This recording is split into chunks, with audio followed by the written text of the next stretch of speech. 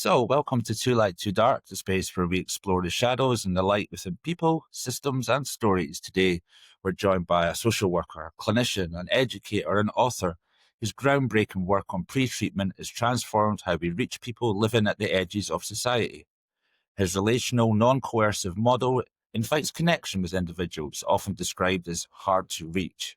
His work honors the dignity, agency, and inner world of people who have survived trauma, exclusion, and invisibility. Themes deeply resonant with our Jungian lens on the seen and unseen, the conscious and unconscious. So, with these words as flowers of introduction, I'm delighted to welcome J.S. Levy. Well, thanks for that wonderful introduction. And it's great to be here on this podcast, Too Light, Too Dark, which I've heard a lot of great things about. And it's great to be here, wherever here may be. So, with that, I'm going to dive right in with the starters. If you take a Jungian view of your early years, the formative patterns, early archetypes, what in your upbringing or early work first awakened that healer, the advocate, or even the witness in you? Yeah, I think as really, it's interesting. I think we're born with certain dispositions, had this sense of being somewhat reflective, a little bit introverted, and a good listener. From kind of early on, I was always that way as far as I can remember. It was nothing kind of earned. It's just how I turned out to be. And I remember early on with my brothers, they would fight a lot, and I'd be there kind of witnessing this kind of conflict and anger and very charged moments, very scary moments.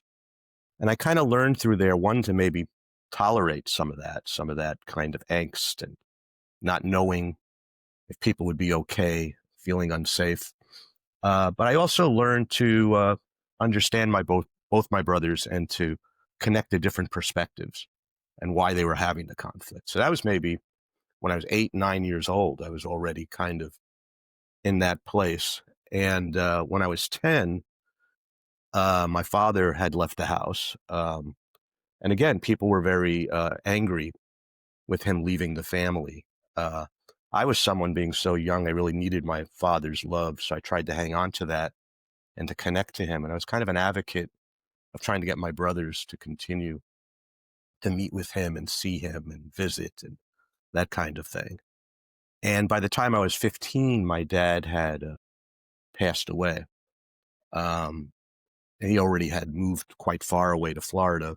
I was in New York at the time, so I wasn't seeing him that much. And just suddenly, he was gone. And I think through that loss, it was kind of a new coming of age for me, where I had to be, in many ways, I just became much more independent, much more doing my own thing, thinking about what I want. And economically, it hit our family hard. I had to go to work when I was 16. That's the youngest you could work in the U.S. at the time. And, give money to my mom to help support the house.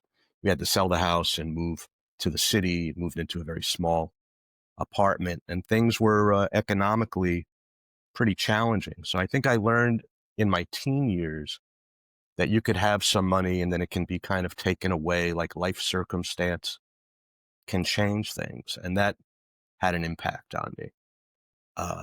And then beyond that, now that I was living in the city, we were in the midst in the U.S. in the 1970s. I'm an old guy, so that's when this was happening.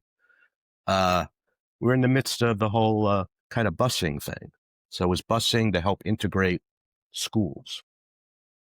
And so what was unusual in my case is I was bused from a primarily white Italian Jewish neighborhood into a primarily Black Latino neighborhood.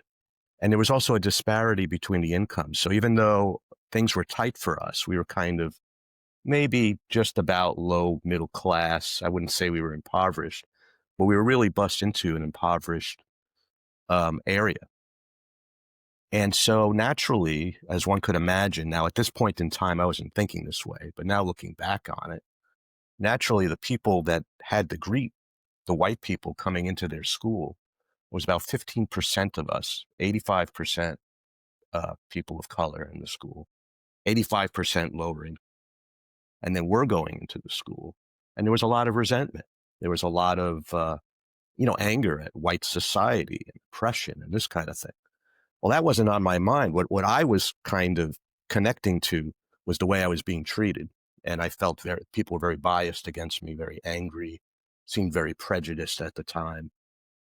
And so I had a difficulty in terms of how to adapt to this very hard situation. There was a lot of fights breaking out. I would get picked on and challenged and this kind of thing in the hallways. And what I ended up doing, because I was interested in it, thankfully, was I joined the track team and the wrestling team. And this was a really groundbreaking thing in terms of being able to adapt and get along and meet people. And of course, my teammates were all people of color. So now we were connecting on this other level. It wasn't about race, right? It wasn't about economic differences. But what it was about was our mission as a team to be good, to help each other, support each other. And so we were no longer looking through that lens of race and ethnicity and that kind of thing. And I think it was very powerful. These became my teammates, close connections. On the track team, I was running cross country, mostly with kids of Jamaican descent. And so they were Black, but Jamaican. And they didn't necessarily get along, many of them, with the folks that were African American in the school. So that also opened my eyes to these kinds of divides, cultural divides that are there. And that it was more than black and white. There was all sorts of cultural divides going on. And then when I was wrestling, the team was primarily African American.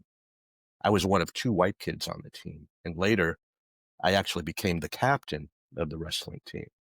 And these are like my brothers in arms, or we were all brothers in arms together. And so if I had any issues at the high school with someone starting up with me, people would come out from all over the place, from my teammates who were there to back me and say, hey, that white guy's okay. You leave him alone. He's with us. You got a problem, you talk to us.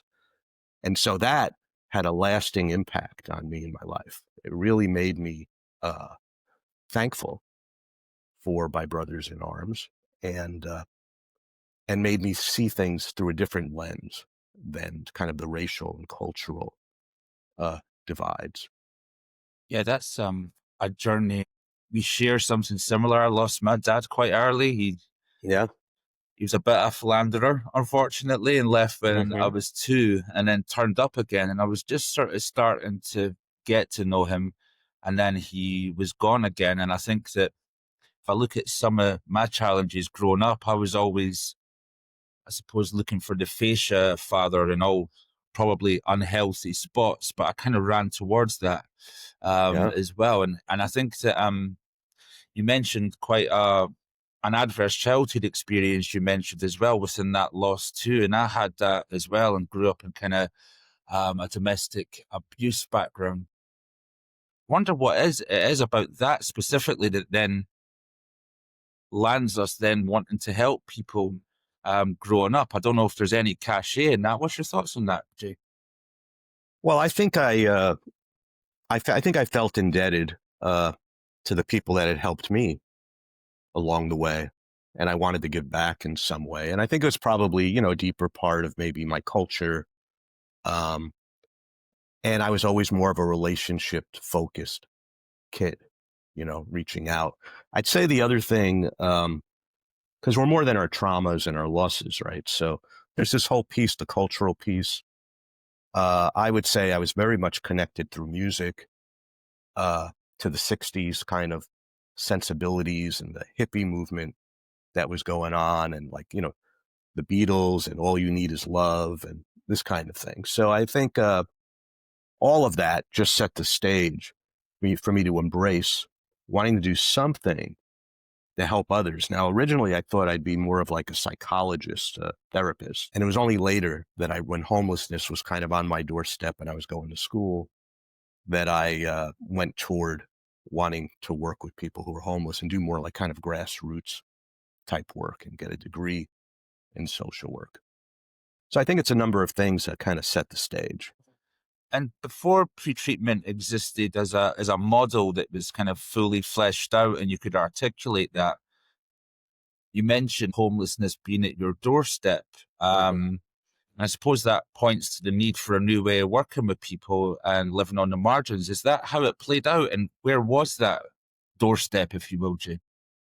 Well, I was living in Brooklyn at the time, and so homelessness was all around me. And I had already determined that I was going to go to social work school, get a clinical degree, and then kind of see from there if I would do therapy or if I would do more grassroots kind of work. So I remember kind of walking around with some change in my pocket, and I would have like $1 in change that I would give out. And it was never satisfying. Like you'd give the money and kind of wonder, well, what's really going on? Is it helping anyone? That kind of thing. And then it dawned on me, well, it'd be nice to know people's stories, like where they're coming from and really get a sense, how one could help. And I saw while I was going to school, some advertisements or whatever around outreach workers to work with the homeless. And that really got my attention. So that's how I got into the work. I was excited about it. But of course, there was no pre-treatment going on at the time. And a lot of the outreach that was happening was in some ways a bit chaotic. There wasn't a lot of guidance, kind of on how to do it. Like everybody had their own sort of method. It seemed like there was people that came in that had certain skills that could really resonate and be helpful. But it wasn't like a guiding kind of practice on how to do the work. So that concerned me. And then really, what really troubled me was when I did build relationships with people, a lot of the folks I was meeting were not people that were deemed as treatment ready, people who would raise their hands and ask for this kind of help. Like a lot of people weren't raising their hands. And in addition, there was a lot of denial of illness going on. If people had an addiction, they didn't look at it that way. Some of that was cultural and other things, but an easy label to put on it is denial. It's worth fleshing that out to see what it really is. But people with major mental illnesses, like if you're walking around and let's say you have schizophrenia and you're delusional and you have a paranoid way of thinking, you're not going to think, well, I'm paranoid naturally. You're going to think about your own safety and your concerns around that. So I think what I was finding is a lot of people were not getting the help they needed. And there was a lot of eligibility criteria for any program, any housing that we wanted to connect people to. So a lot of issues with eligibility. And so that really got me thinking in a different way. And as you know, pre-treatment's a real relationship-based model, and we start where people are at. And so slowly that model started to form in my mind, and it was connected to a lot of the philosophy I was doing, a lot of the psychology I had studied, but also what people were telling me on the streets and what other outreach workers were kind of modeling. And I was sort of taking the best from all these different areas and trying to put it together to have a working model to help others. That's something that I've touched upon quite a lot in my own career, working, I suppose, in a helping capacity, whether that be psychiatric care or working with young people with care leavers or working in street outreach with adults. There seems to be a way of working where you, I suppose, immerse yourself in lived and living experience to gain that insight. But then there's a merger that needs to happen with academia as well, maybe to drive the policy change behind that. Is that something that Yes. you've seen? Yes, absolutely. And I think that's completely where I came from. I had this grounding in philosophy. That was one of my majors when I was in school. So I had studied a lot of different ways of thinking, and so I was really influenced by people like philosophy of language. I did a lot of study in that area, and existentialism, philosophy of language, phenomenology, um, and that really impacted the way I went about doing things, and really got me interested in narrative psychology. But I was already interested in people's stories, so really I just sort of found a home, which was in narrative psychology, for working with people in terms of their stories. Uh, So it's that, and then it's the on the ground, what people were telling me on the ground, what I saw working and not working in the field. And then really looking to other outreach workers and seeing what they were doing and what was helpful and what seemed to not be helpful. Um, there was a lot of issues because people would just go out there and, some guy was like, well, I do hug therapy. I find someone and I give everybody a hug, and it was not nuanced, it was all just, this is what I do. I'm good at it. I think it makes people feel good. No sense of boundaries or how that can play out for different types of people. Could help one person and could really hurt someone else and be very confusing. So I felt the need to try to give to make it more professional in terms of in the outreach world, and so that's what I tried to do.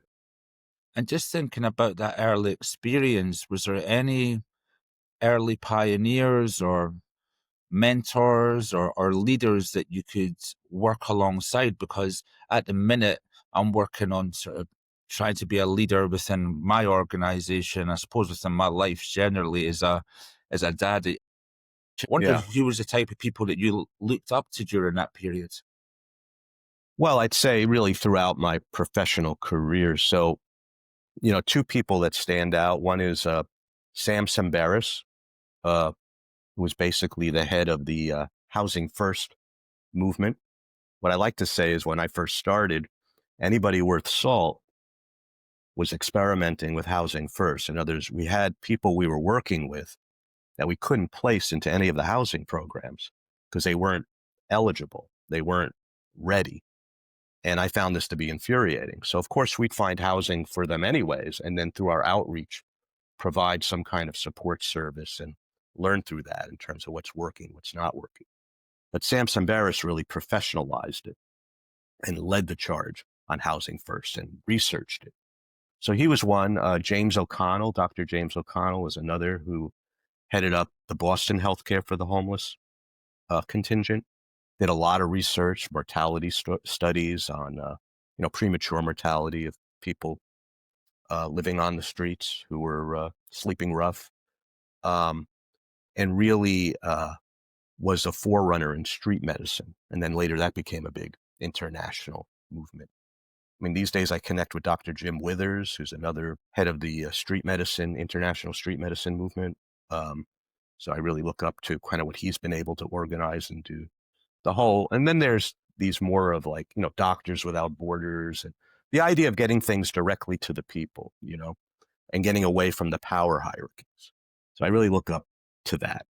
Yeah, so it's about direct access and I suppose trying to do away with the sort of classic hierarchical models and all the challenges and barriers that come within that. And I think that one thing I've always been inspired by you and your work is around the focus and the detail around language and how that can land with the other.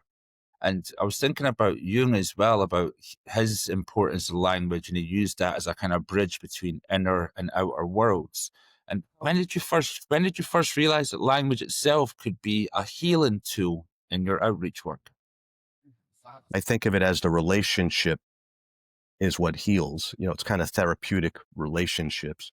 And I see language as sort of the main tool toward establishing that therapeutic relationship, if you will. So I feel like relationships are powerful. They're very healing. A lot of people we're reaching out to are on their own, disconnected, not feeling help, not feeling heard. Um, so I think what I will say is when I was studying philosophy of language, there was a couple of quotes that really stood out for me. One was by Heidegger. He says that language is the house of being. And when you read about sort of phenomenology and narrative psychology, they take this further and they talk about this idea of how the language we speak, the way we think in terms of our language, our values, our ideas, our words, it really creates, in many respects, the world that we live in. In other words, the words we use define our expectations, what we see, how we analyze, what we think. Our values guide all of that. And it literally can impact our perception of things. So people can have very different perceptions based on their culture, right? Based on their values. When they witness something, they'll see it from a different viewpoint as a result. So I became very interested in this idea of entering people's worlds and kind of learning how they see things. I got that really from the world of philosophy because, if you get into all these different philosophers, in a sense, each one is creating a world for you to enter and learn about. So if you learn about Karl Marx, you're going to enter his world, and you'll learn about, kind of communism, and you'll learn about his critique of capitalism, and you'll see how he sets things up and how it's really connected to certain values that he's coming out. Or if you look through the lens of Freudian psychology, you're going to see things in a different way. Or Jungian psychology, as you know, we're going to see things in a different way. And how Jung and Freud kind of split at some point due to their differences. Well, they saw the world for a long time very similarly, but then a little bit different over time. Well, this really intrigued me in terms of the world of ideas and philosophies, but I'm naturally very relational. So it really started to sort of hit me on the level of people. And just, to be some great philosopher, just how does this person view their world that they're in? And how could I kind of enter it and learn about that? And so really pre-treatment, I think, came out of thinking more in that way, in a very relationship related way. And of course, when you talk that way, it's really understanding people's values, ideas, the words they use, but also their stories, the lessons they've learned over time, their culture, things that are deeper than uh, doing an assessment to see like where the problem is. That kind of medical model, that lens of looking. So that's another world, the world of the medical model. And it throws on that lens of assessment. And with each assessment we do, we need to be aware of what we gain from that, but also what we lose from, because we're only seeing a partial perspective. And that's kind of the reality that we're all in. We only kind of get things partially, but there's ways to get things in a fuller manner. And I would argue that pre-treatment helps us along that. I've been guilty myself, where especially in heavily regulated environments, where you get somebody in, you do a risk assessment. It's very, to use a UK phrase, bish bash bosh, get you in, find out your support needs, and then, and next. But actually that's rewarded in a certain way because there's a containment expectation with that as well. And but I think you're right. You do lose the person within that process. And I think you've got to be a lot more agile if you are working in a more regulated space where maybe you can tie in somebody's story and you can move it around a bit in accordance to your experience level, right? I think the more you know someone's story, you're suddenly going to find that there's a whole range of options, helping strategies, interventions that can be done that you would have never thought of alone without knowing the story. So I think the assessment that we do tends to dictate our interventions. So we're already starting with a very sort of small lens.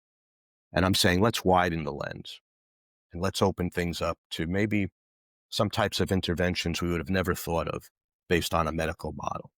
Doesn't mean that the medical model can't be helpful. It doesn't mean that those assessments have their time and place, because they do. But just that understanding that it's really a limited view, and it's going to help you with a very specific question like diagnosis or something along those lines. But it's not really the whole answer. We tend to think, well, we have the diagnosis. What are all the interventions that follow for the diagnosis?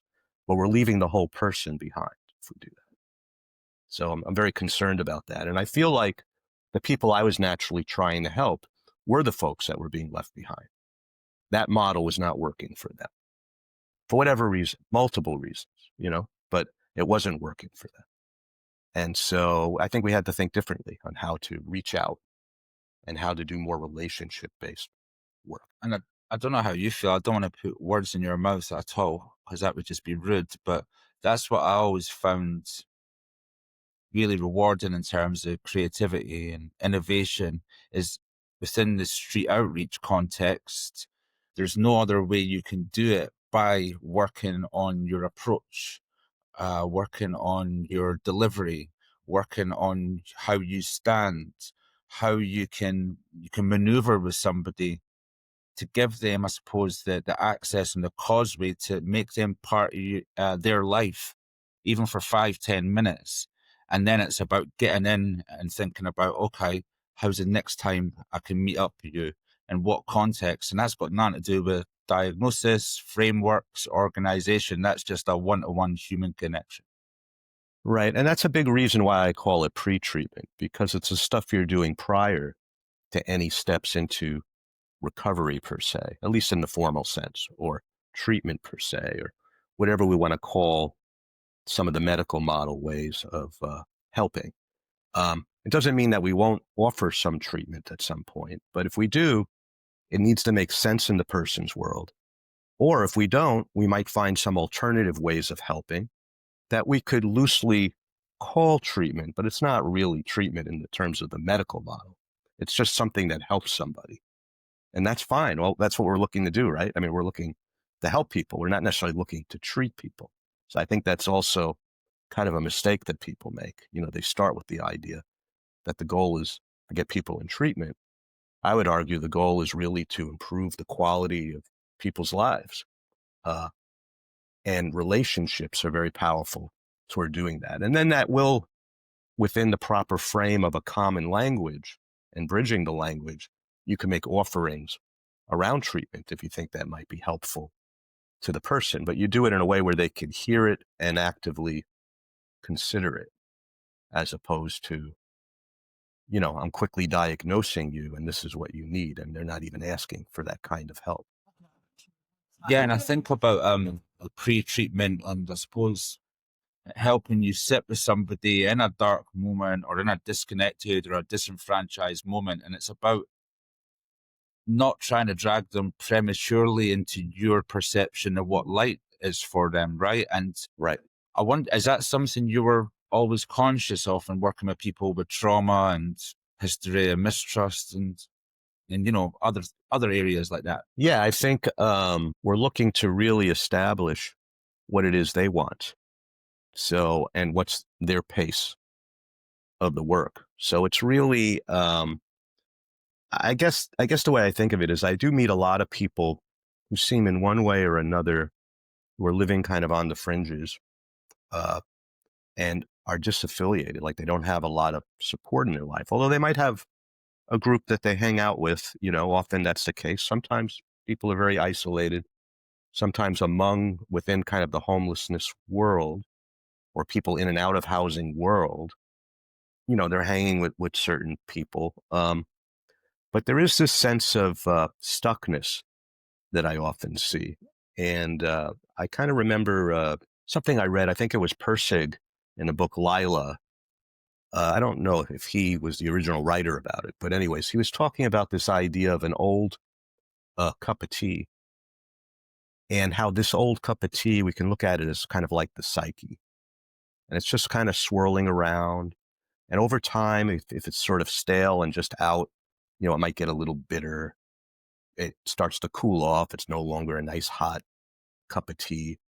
And how the relationship, when we build that with someone, that's sort of like the sweetener for the tea. Now we're starting to percolate it. We're adding some new hot water. We're invigorating the tea. We're adding the sweetener. And then part of it is the old cup of tea has a bunch of old ideas, old ways of adapting, old ways of just how I get by day. The new cup of tea, through the relationship, we're beginning to introduce some new ideas, some new ways of thinking. But it's all done carefully, and it all has to be done in a way where the person is welcoming it, as opposed to us just saying, this is what you should do. Because once you get into this is what we should do, you get into the power dynamics, and it's a hierarchical kind of thing. What we're looking to do through pre-treatment is to move forward in the world of dialogue, which is a very mutual process of discussion, getting to know one another, building that sense of trust. There's 5 basic principles to pre-treatment that I just want to say very quickly so people have an idea what it is. Uh, First is relationship formation. I mean, that's ultimately the foundation of our work. And we're looking to build a sense of trust and respect people's autonomy in that process. If someone feels like you're trying to control what they're doing, or you have the answers for them, or they should be doing this or that, what you're going to do is instill a sense of shame and guilt. And we don't want to do that. And to people who are homeless, one of the few things they have left that they kind of center around is the sense of freedom. So they feel like someone's taking that away. Not just people who are homeless, by the way. This is, I think, a human, all too human thing. Like we don't want to be controlled generally by other folks being told what to do within a power network. So I think of it in terms of stages of engagement, how to help people. So in the books, I really get into detail about this, how to move through the stages of engagement to the point of contracting. So we're trying to have a good relationship and get to the point where we have a goal focus of what the work's going to be. But that goal focus needs to be in the common language, which is the second principle, building a common language of the person. It can't be that it's in our language, because then the person's not necessarily going to have ownership over the goal. And what we want to do is get to a place of even perhaps, if we're fortunate, of building initiative. So that sense of ownership can connect to someone building a sense of initiative toward working on their goals. They're going from contemplation in terms of change model to action, where they're really working towards something. And we're there to provide the support and the safe space to discuss this, to plan it, to dialogue about it, to figure out what's working and what's not working toward attaining these goals. The third principle is supporting transitions. And so it's really important that as we're making goals, often this means connecting to certain resources and services and just other people to be successful. It's hard to be just successful in this world by ourselves. So it really means you have to transition to new ideas, to new relationships, to new services, to new resources. What I like to say is I use this term of houses of language, and that each resource and service is kind of their own house of language. And it's a real question of how do we help someone to have access to that house of language, to prepare for their entrance so they're not blown away. So if someone's going to an AA meeting, for instance, and they're talking about the 12 steps and 12 traditions and higher power, if they don't know about any of this, this may or may not be a fit for their world and the way they think. So sometimes we have to bridge the language, or sometimes we say, maybe AA is not the best match for this person because of where they're at, the way they think. Their house of language is too far away from where this other house is. And sometimes we can bridge the person over to a house of language. Like I worked with a gentleman who was an elder. I saw him as an elder. He was over 60. I'm now an elder, right? I'm over 60 now. At the time, I was a young guy. And I used the term elder, and he did not like that term. See, it didn't fit his house of language. And he immediately turned off to me. And then I had to reframe it and talk about, well, I know of some housing, subsidized housing for people who are over 62. Well, with that, he was fine. We could talk about that. But then I had to bridge him over to that service, and I had to prepare the service for his entrance and let them know he'd be triggered by the word elder. And I assured him that even if they use elder on their forms, we can point that out to them and say, it'd be better to use over 62. So I was kind of almost like trying to help empower him and give him voice around the thing he didn't like, while seeing if we can move forward toward getting him an elder service or subsidized housing. So that was very successful, making that change and doing that reframe and doing that kind of bridging. So that's why common language is so important and part of this whole, it's like a tool that we use to help promote the transitions. And then the fourth principle is we're really talking about safety. All these principles are simultaneous. So we're thinking about, are we in a situation that's very acute, meaning we need to do a crisis intervention, or it's an emergency, like someone's bleeding and we need to call, in the States, we'd say 911, get the help that someone needs immediately. Or is there more time for us to do a crisis intervention with someone maybe they're not quite bleeding, or maybe they have some suicidal thinking or something going on, but they're not like right there cutting themselves at the time. And we can talk and we can do a crisis intervention, but there's something that needs to be addressed very quickly. And it's like the people's ways of coping and dealing have hit a wall, and they're doing something now very unsafe. They're in a very acute situation that we need to somehow impact in a positive way to try to bring things down, get them the help that they need, do some safety planning or whatever it is. Or are we doing harm reduction? Where harm reduction, we're meeting where people are at. We're giving them perhaps a need item, like perhaps a clean needle or something along those lines. You know, it could be something for safe sex. It could be someone is out in the woods and it's a cold night and we're giving them some gear, survival gear. But are we then taking the moment to also use that as a way of engagement and enhancing dialogue? And then the dialogue can be about their situation. What's great about pre-treatment is it helps people to contemplate options and to do it within the confines of a safe relationship, someone they trust, and within the that common language that kind of helps people to talk about it and not feel judged. Um, and then lastly, it's about facilitating change for people. So we could talk about this idea of, like we talked about denial earlier, this idea of melting the pre-contemplative iceberg. I like that idea. And I think we do that a lot through our relationship work and common language work and developing that trust. And so there's different ways to do that, but basically over time, we're trying to help people to get to a very contemplative place. So then we can work with them around with their ambivalence, maybe even highlight their ambivalence and talk about, well, is this something you really want to do? You know, what's the pros? What's the minuses?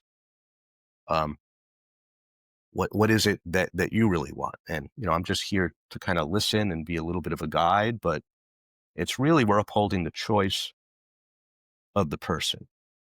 And a lot of that sometimes is then reflecting on their past history and talking about what's worked for them in the past, what hasn't worked for them in the past, what's working for them right now, because there's things they're doing right now, even if they seem stuck in certain ways.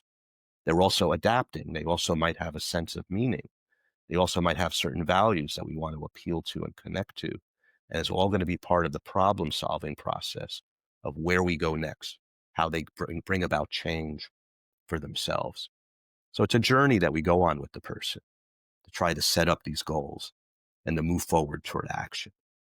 And so I think, in a nutshell, a lot of that's pre-treatment, but the relationship is so centered and people's stories is so much a part of it. We can't go in just thinking we know the whole story just by observing a little bit. We really need to get to know people. Yeah, when you spell it out and you give it that level of attention to detail, it feels like it needs also a real patience and a real commitment to depth almost.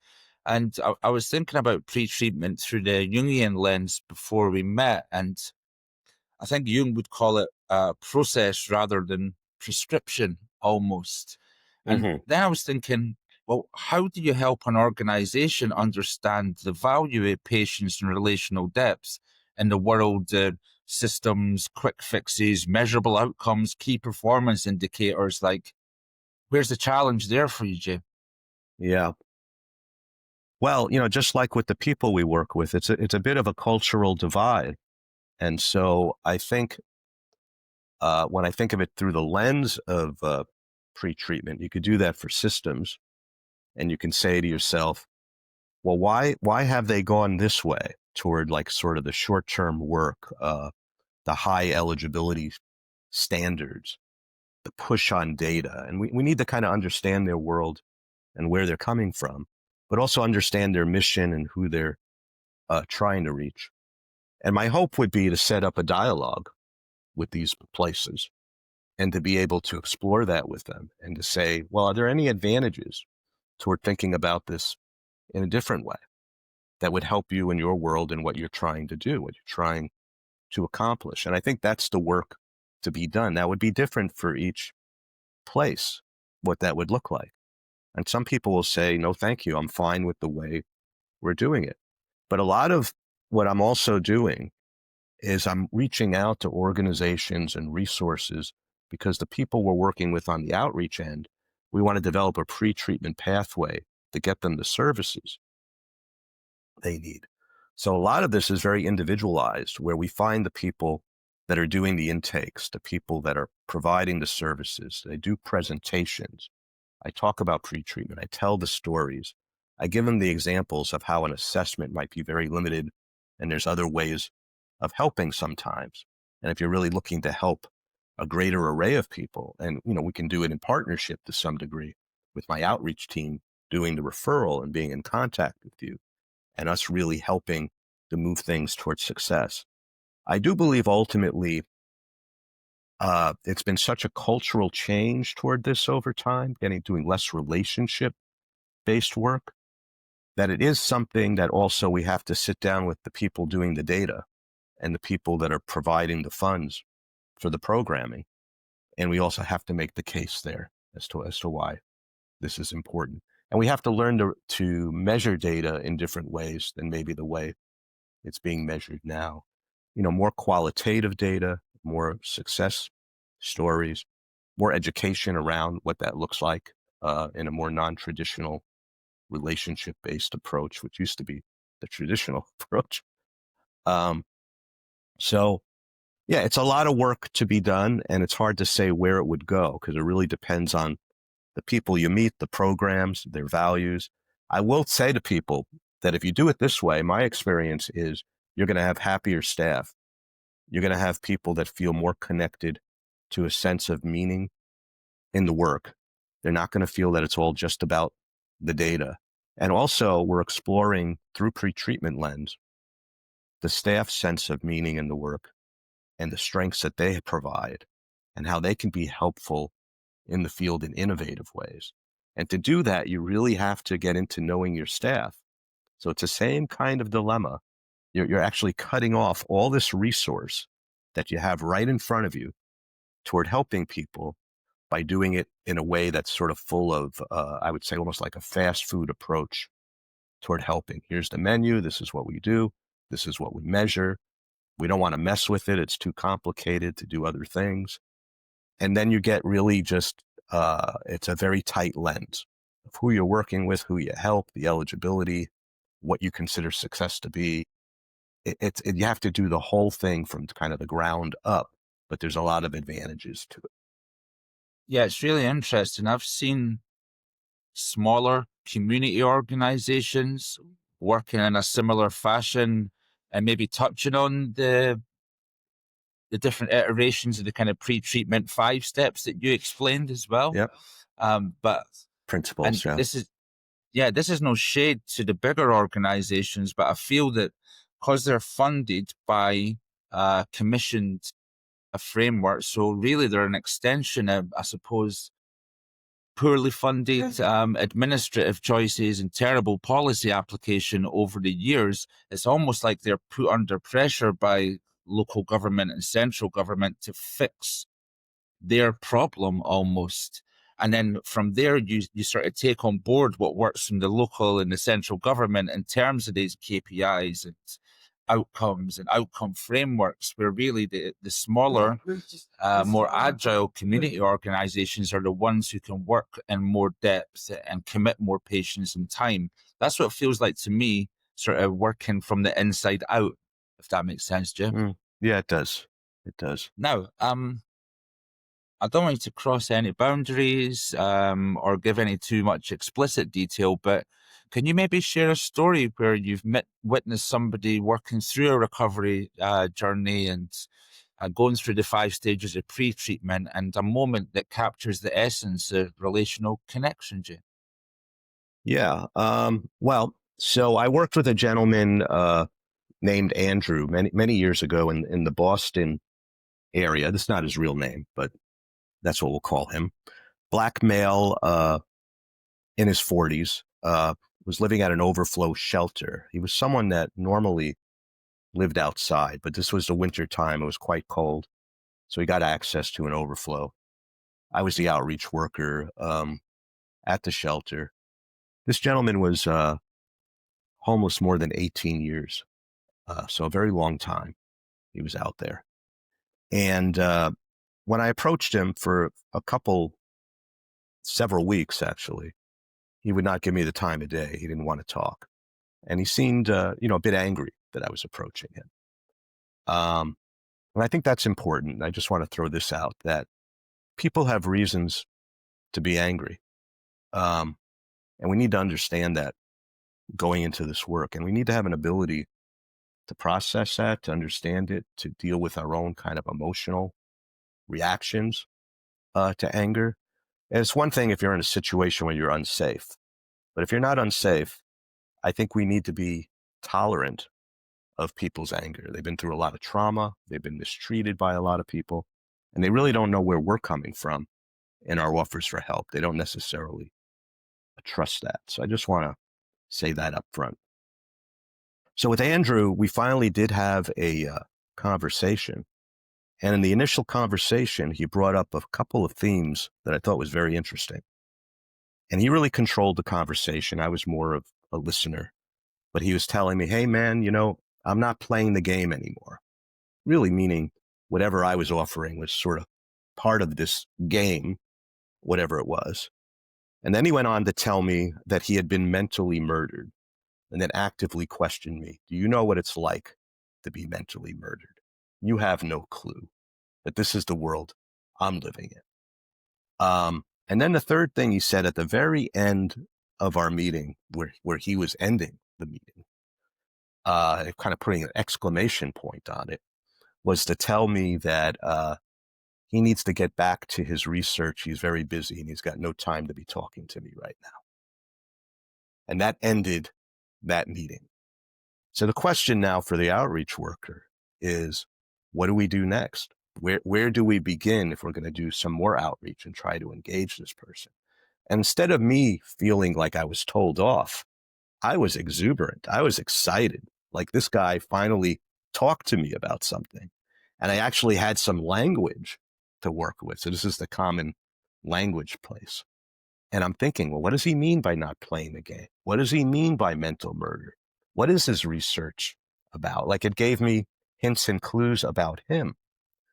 And as an outreach worker, we have to ask ourselves, where do we start next at that next outreach point? When I see him again, what should I bring up to him? And in narrative circles, we have a thing where we talk about sparkling moments. And in this case, the sparkling moment, the thing that was a little bit different from all of the problems and anger and trauma and stuff he's been through, was when he brought up his research. That was the sparkling moment of the conversation. We also talk about this idea of working with the exception. Well, his research was also an exception to all these other things. So when I approached him, the first thing I asked him is, wow, I'm impressed to hear that you're doing research. That must not be easy in this environment. How's it going? And he actually opened up to tell me about the research. Now, what he shared was not something that I would have necessarily said, okay, this is legitimate research or whatever. So, it's hard to know. It doesn't really matter. What's important is this was meaningful to him. So he was sharing with me, opening up in a way to kind of show me his sense of meaning, and that he's doing something important in this world, and that, I shouldn't think of him in kind of a different way. And I gave him the opportunity to do that, knowing the importance of that within the relationship. And so he told me that he was doing research on time travel. And he would say, Einstein got it wrong. He said bodies can't travel through time. He goes, but our minds can travel through time. Our ideas, our cultures, all sorts of things can travel through time. So I found that interesting. And I talked to him a little bit about, so this is where I was trying to bridge like into the relationship a little bit. So I talked to him about the idea of looking at things through a telescope, because I had telescopes at home. And, when you see a star and the light comes to you, it comes to you over time, seeing the light of that star. If it's 100 light years away, then you're looking 100 years into the past, because that's the light that's hitting your eye. So he liked that. He was very interested in that. And so we talked, and we had a little bit of gumption, we went from pre-engagement into engagement. He was welcoming what I had to say. The anger was not there in the same way. And I was able to say to him at a next meeting, I said, I've been thinking deeply about your research. It sounds like it's really important and important to you, but it's got to be hard going to like libraries or living in a shelter and doing it. Is there some way I can help you maybe to have a place to do your research? And he said, well, how would we do that? I have no money or whatever. And I said, well, I don't know. I think, you told me you've been mentally murdered, like all this stuff happened to you. So now I'm using his language. You've been mentally murdered. I remembered that from the last time. I said, maybe you're entitled to some sort of benefit. Maybe there's a way that we could get some money where we could rent a space and that could be your office. To do your research, you could even sleep there if you want to. But you see, I was really focused on his sense of meaning and and potentially making an offer to see if it would resonate in his world. But I'm using a little bit of his words to help it resonate. Well, he was open to that. But he said, first he said things like, I'm not crazy. How could I ever apply for a benefit or whatever? That's ridiculous. So at first he was objecting to it. And I said, well, it's not about being crazy. It's about whatever happened in terms of that mental murder you talked about. Maybe we could talk about it at some point. I said, I know a lot about benefits and I could tell you if you would qualify.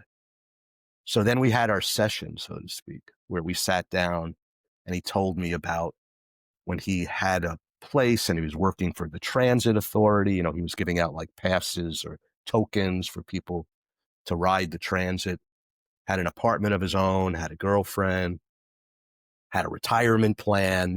He felt like he was moving forward in life. And then a fire happened at the apartment building that he was in. And he was dislocated. So he ended up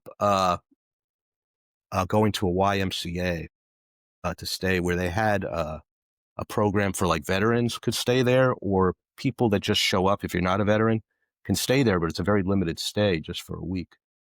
Well, this guy had a very sort of distrustful view of the world, and he had just gone through this trauma of the fire and losing a lot of stuff and not having a place to go and trying to hold on to his job. So when he went to the Y, he was staying there, and they told him after a week he had to leave. He thought they were messing with him, that they were trying to screw him over actively. He would say, Jay, when I see $1 in the street, do you think I pick it up? He goes, no, I don't, because the USA, it's all about use Andrew. There's always like a trick to it. No one's giving away anything for free. And so this was his example at the Y, where they limited his stay. And then from there, he said, well, I got to get somewhere, right? So he started staying in some hotels and motels or whatever. But, his money started going down. And that's the painfulness of homelessness, where you start to lose your grip on, your finances will only take you so far. You're trying to hold on. Maybe you stay with friends. In his case, I don't know if he was able to maybe stay with a girlfriend sometimes, but his money went down. He had no place to stay at some point. So then he started going to the shelter. Well, at the shelter setting, he had to prove that he was working, but he didn't trust people to give them proof, but he showed them his uniform and he thought that should be enough. And he needed to work like later hours. So he needed like special consideration, accommodation to come in later in the evening due to his work. So for the first week, they let him do that. But then they were demanding that he bring in a statement, like a financial statement, showing that he got paid, a pay stub. And he didn't want to do that. And that led to a big argument. And he left the shelter. And now he really had no place to stay. This is all 18 years ago, he's telling me about. So finally, he's just staying on the streets, and he's going to like midnight movies and sleeping in the movie theaters. And some of this was like X-rated movies and that kind of thing in the Red District, Chinatown, in Boston. And he felt horrible going into these places. He felt ashamed, and he felt that people were reporting on him, that he was like in these places. And now he was kind of losing it. He was having a hard time at work, and eventually he got fired at work, and he thought that was all a setup. And then he went back to the shelter just to stay, but he was so angry when he saw the people at the shelter. He put his fist through a window And then he was hospitalized, picked up by the police, brought to a psychiatric ward.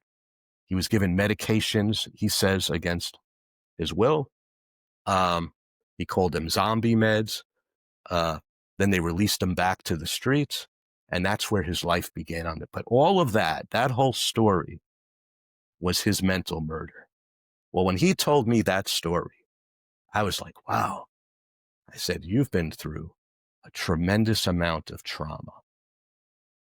That was purposeful that I used the word trauma, because that was my link to mental murder.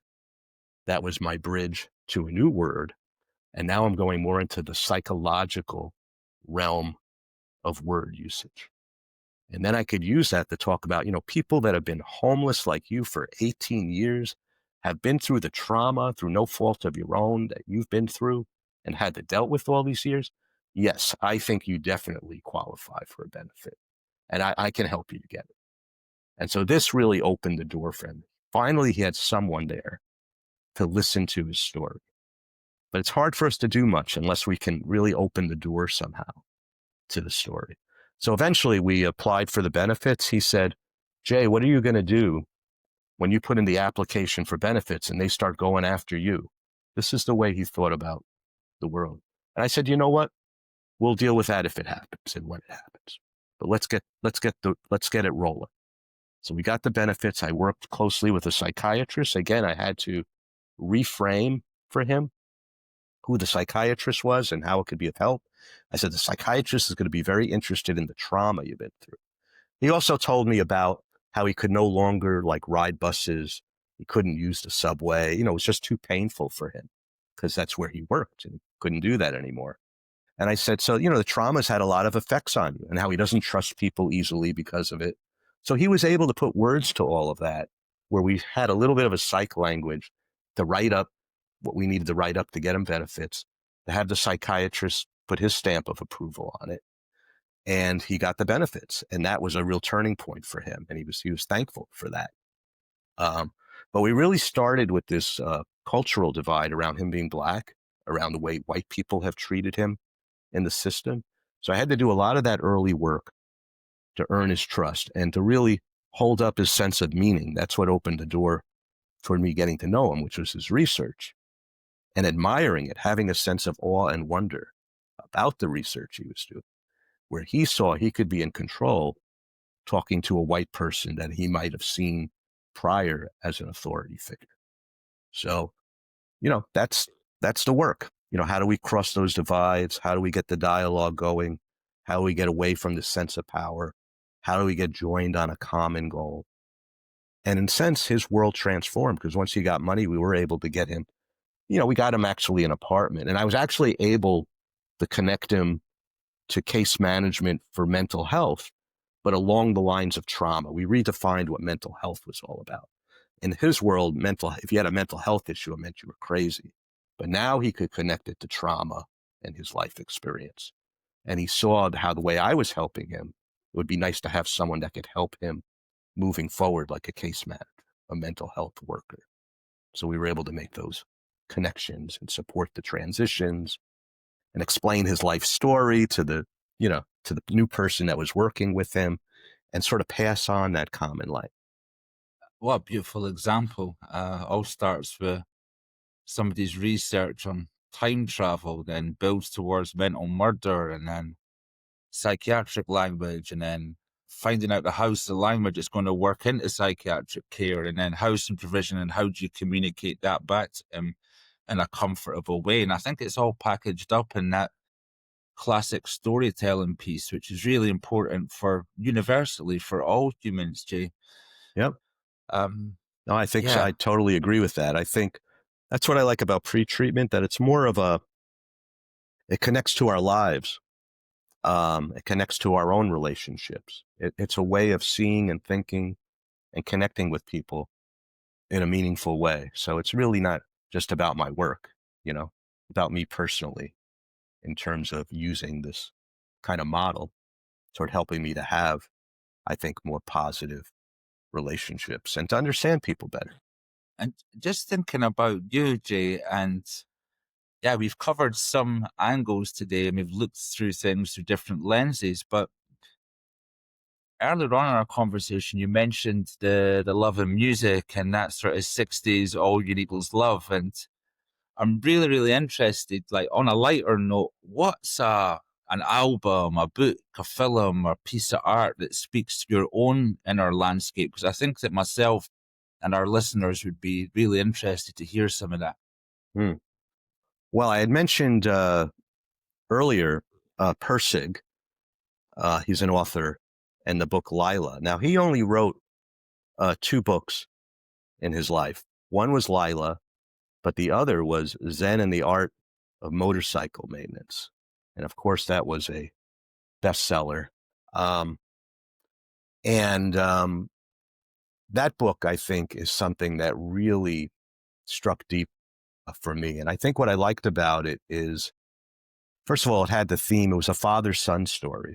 So people already know my connection to my dad and early loss.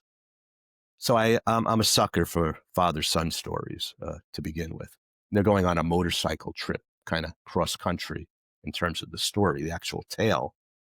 But it's really deeper about bringing together the Eastern way of thinking with the Western way of thinking. You know, Zen represents the East, motorcycle maintenance uh, represents the Western world and how we think in terms of solving problems. You know, when you have to fix something on your motorcycle, it's a very deductive kind of process, where Zen is more of this kind of mindfulness and meditative and connecting to larger things. So I think I enjoyed the way he brought those worlds together. You know, when I do pre-treatment, a lot of it was based on philosophy and bringing different ways of thinking together under kind of the emblem of, or the umbrella of pre-treatment. So it really connects to narrative psychology, and it connects to phenomenology, you know, and it connects to Ericksonian psychology, and it has all these different influences, change model, you know, so on. And how do we integrate these different ways of thinking to something larger that can be helpful? How do we actually find a philosophy that's useful in our day-to-day work and help? And so I felt like Zen and the Art of Motorcycle Maintenance had, you know, bringing together the East and the West was like exciting for me to read about that. And then at the center of the tale is this sense of a guy, a professor, who's on leave and he's struggling with madness.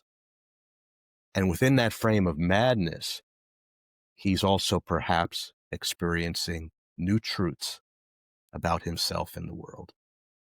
And so the connection between madness and truth, or getting out of our normal ways of thinking to be open to other ways, other truths, other things we can find. I found that very interesting in the tale. So it's a good tale, you know, from the philosophy end, from the psychology end, from the father-son perspective. So I'd say that's one of my favorites. Yeah, we had a recent guest on, and we were thinking about like our most gifted book. And he recommended Siddhartha by Hermann Hesse, which I just got Oh, the other I day. like Hermann Hesse, yeah. Steppenwolf. And I love that song, that book. Mm-hmm. yep, and then the other one was Viktor Frankl's Man's Search for Meaning, which for me that blew me away. That book. But I'm going to add this one to my collection as things to read before I Yeah. depart. Well, the Viktor Frankl Man's Search for Meaning is, I love it. It really is something that informs the work I do, the sense of finding meaning and purpose and starting with that when you find it with the people you're meeting. That's why when I told that story, the research was his sense of purpose and meaning. And so I started with that rather than a place of me telling or me trying to diagnose or me saying, this is the problem, let's work on it. So I think I find the Viktor Frankl stuff quite enlightening.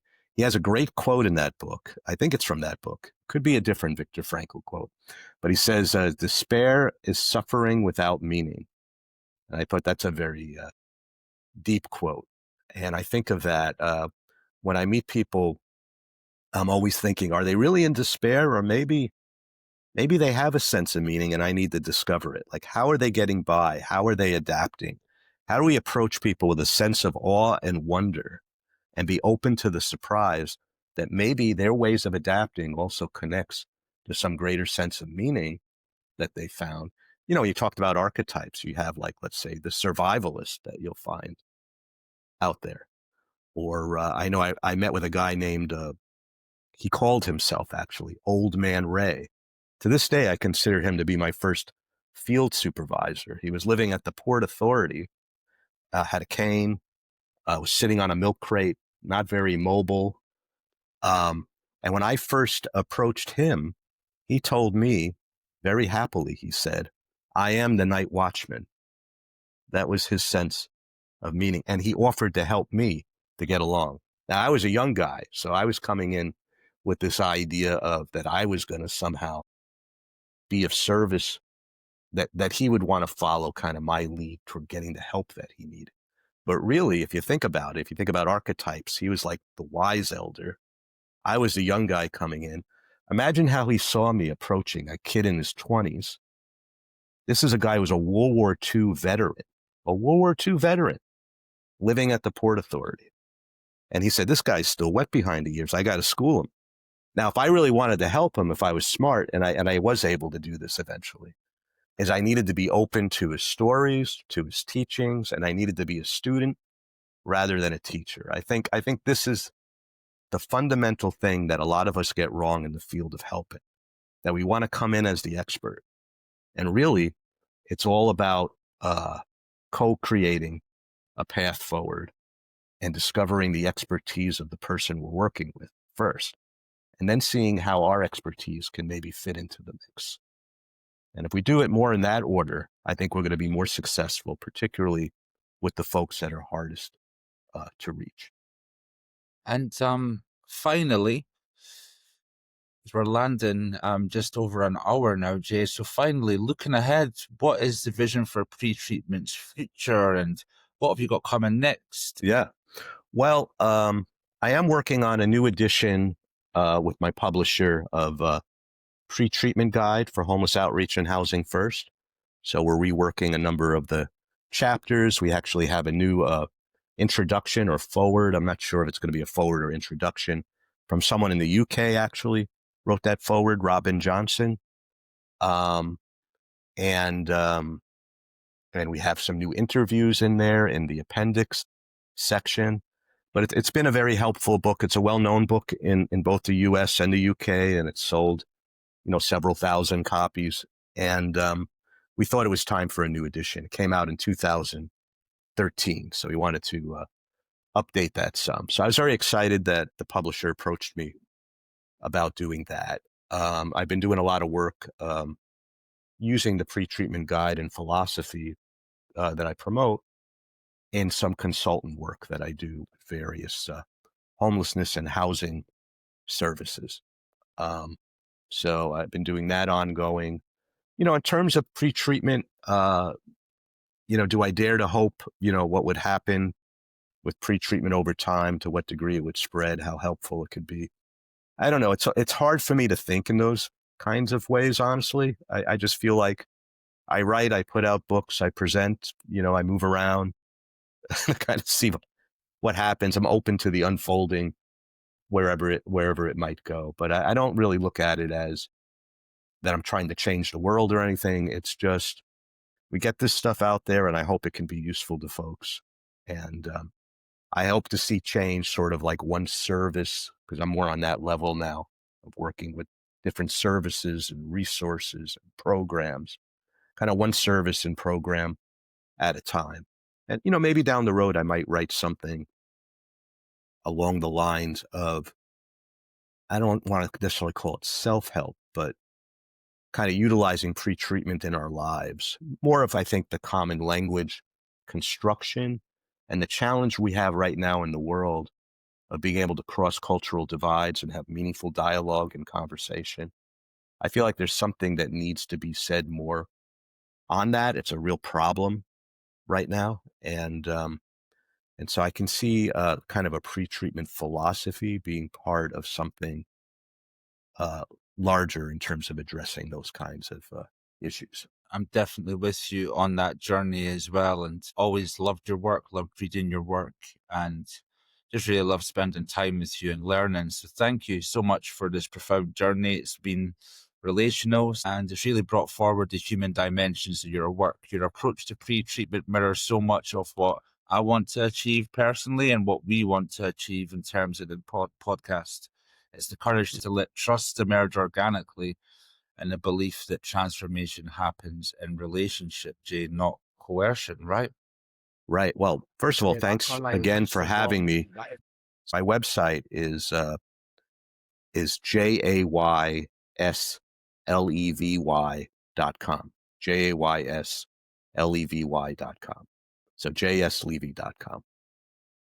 And there's lots of videos and, things that people, kind of insights, interviews, trainings, things that are available there for free. Thank you so much. And I'll make sure to put all links into the description. It's always a pleasure. It's always an education. So from me to you, Jay, stay gold, stay connected, and stay beautiful.